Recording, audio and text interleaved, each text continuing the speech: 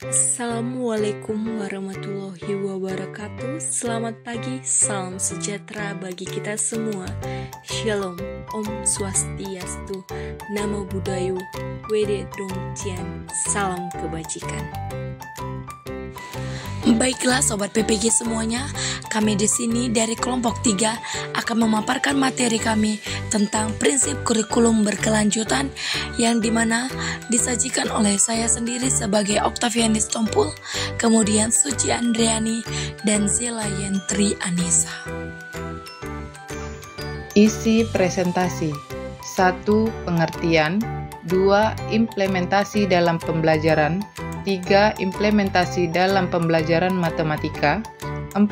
Pengertian relevansi kurikulum, 5. Prinsip relevansi kurikulum.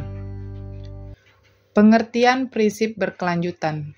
Prinsip berkelanjutan adalah prinsip yang menekankan pentingnya memenuhi kebutuhan generasi saat ini tanpa mengorbankan kemampuan generasi mendatang untuk memenuhi kebutuhannya. Perkembangan dan proses belajar anak berlangsung secara berkesinambungan dan tidak terputus-putus. Hal ini memiliki makna bahwa bagian-bagian, aspek-aspek, materi dan bahan kajian disusun secara berurutan, tidak terlepas-lepas, melainkan satu sama lain memiliki hubungan fungsional. Dengan prinsip ini, alur dan keterkaitan di dalam kurikulum tersebut tampak jelas sehingga mempermudah guru dan peserta didik dalam melaksanakan proses pembelajaran. Baiklah, di sini saya akan menjelaskan tentang implementasi prinsip berkelanjutan dalam pembelajaran.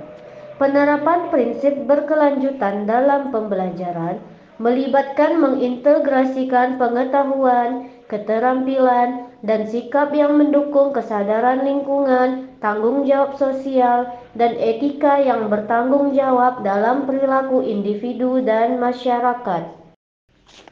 Kemudian, di sini saya akan menampilkan beberapa contoh implementasi dalam pembelajaran. Yang pertama, kurikulum berkelanjutan.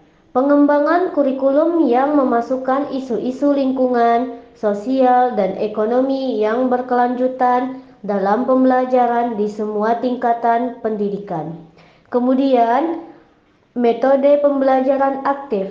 Memilih materi yang relevan dan bermanfaat jangka panjang bagi peserta didik dengan menggunakan metode pembelajaran yang mendorong partisipasi aktif peserta didik. Kemudian, pengurangan limbah, mempraktikkan pengurangan, daur ulang, dan penggunaan kembali dalam kegiatan sehari-hari di sekolah. Misalnya, mengurangi penggunaan kertas dengan memanfaatkan teknologi digital. Selanjutnya, pengembangan keterampilan hidup berkelanjutan, mengajarkan keterampilan praktis yang relevan untuk kehidupan sehari-hari yang mendukung gaya hidup berkelanjutan seperti pertanian organik dan manajemen sumber daya. Yang terakhir, kemitraan komunitas, membangun kemitraan dengan komunitas lokal untuk mengidentifikasi dan mengatasi masalah-masalah lingkungan dan sosial bersama-sama. Baiklah, saya akan menampilkan contoh implementasi prinsip berkelanjutan dalam pembelajaran matematika. Yang pertama, mengajarkan konsep matematika secara berulang dari tingkat dasar hingga tingkat lanjut.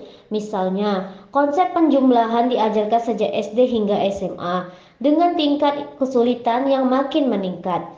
Yang kedua, menggunakan contoh-contoh soal matematika yang berkaitan dengan kehidupan sehari-hari. Misalnya, soal tentang perhitungan jarak, waktu, kecepatan, atau hal lain yang sering ditemui peserta didik.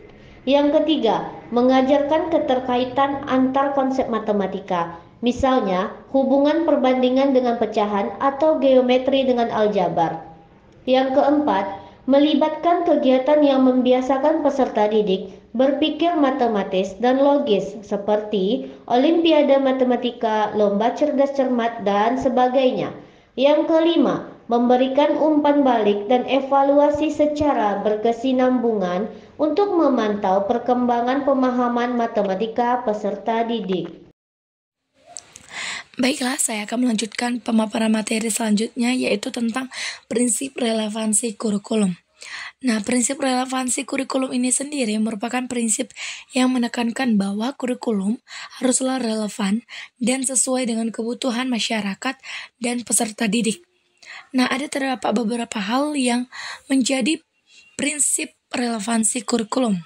Nah, yang pertama, isi kurikulum itu haruslah sesuai dan menjawab semua tantangan serta kebutuhan masyarakat hingga sekarang dan masa yang akan datang. Nah, yang kedua adalah terkait dengan kurikulum yang harus fleksibel dan dapat menyesuaikan perubahan zaman. Yang ketiga adalah materi pelajaran yang harus bermanfaat bagi peserta didik serta harus berkaitan dengan kehidupan sehari-hari. Yang keempat adalah kurikulum yang harus mempersiapkan keterampilan yang dibutuhkan peserta didik saat memasuki lapangan pekerjaan nantinya. Dan kurikulum ini harus dapat mengembangkan potensi dan minat peserta didik. Yang kelima adalah metode pembelajaran haruslah relevan dan melibatkan peserta didik secara aktif.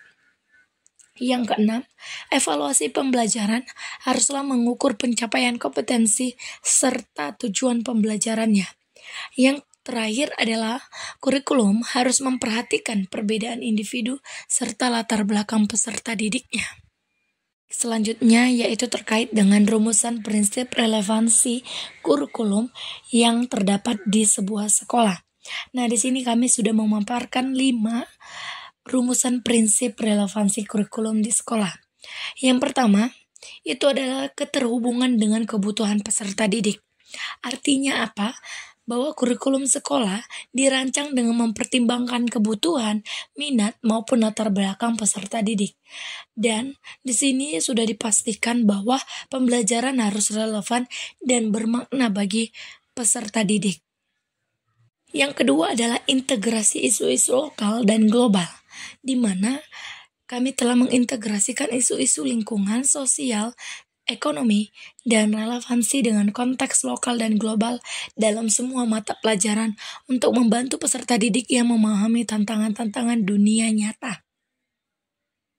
Yang ketiga adalah pengembangan keterampilan hidup yang berkelanjutan, di mana kurikulum ini memprioritaskan pengembangan keterampilan hidup yang berkelanjutan seperti literasi lingkungan, pemecahan masalah, dan kolaborasi.